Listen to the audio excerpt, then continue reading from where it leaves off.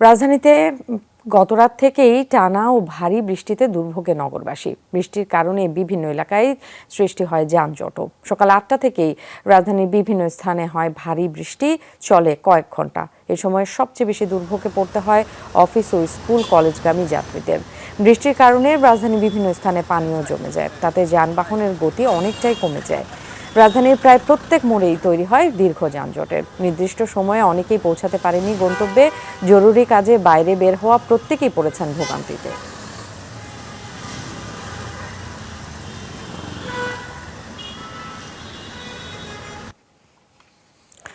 ভোগান্তির বিষয়ে আরো জানাতে রাজধানীর কাকরাইল থেকে যুক্ত হচ্ছেন সহকর্মী সায়েদা সৌরভী।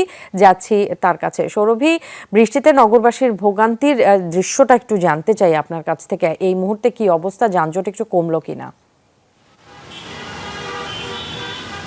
হ্যাঁ নেন্সি, আমরা আছি কাকরাইল মোড়ে। এখানে আমরা দেখতে পাচ্ছি যে দীর্ঘ এক যানজট সৃষ্টি হয়েছে। সকাল থেকে রাজধানীতে বৃষ্টি হওয়ার কারণে এই যানজট সৃষ্টি হয়েছে। যানজটে আছে জরুরি প্রয়োজনে যারা বের হয়েছেন তারা ভোগান্তিতে পড়েছেন। তারা বলছেন যে রাজধানীতে টানা বৃষ্টির ফলে যে যানজট সৃষ্টি হয়েছে, এর পাশাপাশি যেখানে সেখানে বাস থামানো, তারপর যত্রতত্র যাত্রী উঠানামা করে।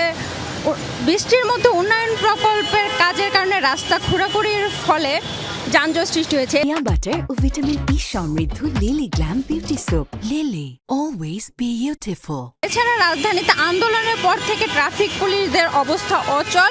নগরবাসী বলছে যে জলাবদ্ধতা নিরসনের পাশাপাশি ট্রাফিক ব্যবস্থা সচল করলে এই অবস্থা থেকে দ্রুত ত্রাণ মুক্তি পাওয়া যাবে। এই যানজট সকাল থেকে বিভিন্ন পয়েন্টে শুরু হয়েছে।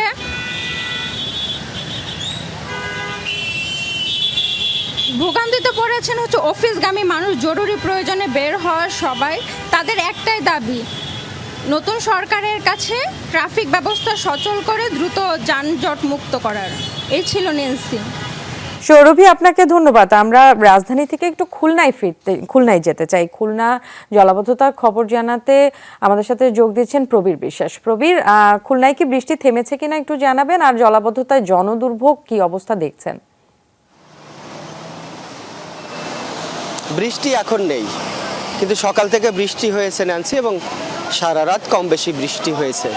খুলনা আবহাওয়া অফিসের সূত্র মতে গত 24 ঘন্টা অর্থাৎ ভোর 6টা পর্যন্ত 56 মিলিমিটার বৃষ্টিপাত তারা রেকর্ড করেছে, এবং সকাল 9টা থেকে বেলা 12টা পর্যন্ত এই 6 ঘন্টায় আরও 19 মিলিমিটার বৃষ্টিপাত হয়েছে বলে তারা আমাদেরকে জানিয়েছে।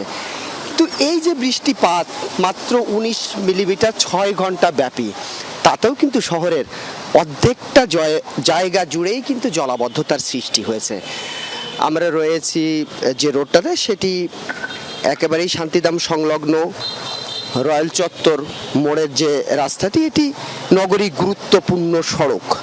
প্রায়শই রাস্তাটি ডুবে যায়। সামান্য পরিমাণ বৃষ্টি হলে, হালকা থেকে মাঝারি বৃষ্টি হলেই কিন্তু ডুবে যায়। সে কারণে ভারী বৃষ্টি হলে তো আর কথাই নেই। শুধুমাত্র এই রাস্তাটি নয়, পিটিআই মোড়, মৌলভীপাড়া, দোলখোলা, মিস্ত্রিপাড়া সহ যে সমস্ত নিম্নাঞ্চল রয়েছে, এবং সবচেয়ে ভয়াবহ পরিস্থিতি আপনাকে যদি বলি, সেটি হচ্ছে নগরীর বাস্তহারা, যেখানে 1 ঘন্টা বৃষ্টি হলে হয়তো বা 3 দিন তাদেরকে খানিকটা হলেও জলমগ্ন থাকতে হয়।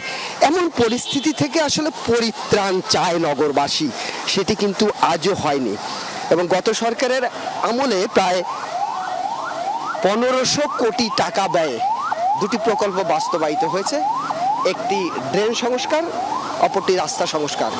দুটো প্রকল্পেরই উদ্দেশ্য ছিল নগরীর জলবদ্ধতা নিরসন হবে, সেটি আসলে হয়নি। এবং 85% কাজ শেষ হওয়ার পরেও এখনও মানুষ সেই একই অবস্থায় ভোগে। সে কারণে মানুষের দাবি, পরিকল্পিতভাবে এবং বরাদ্দকৃত টাকার সঠিক উপায়ে ব্যয়ের মাধ্যমে তাদের উন্নয়ন করতে হবে, এবং এই তাহলে আসলে জনগণের দুর্ভোগ কমবে। আপনাকে ধন্যবাদ প্রবীর।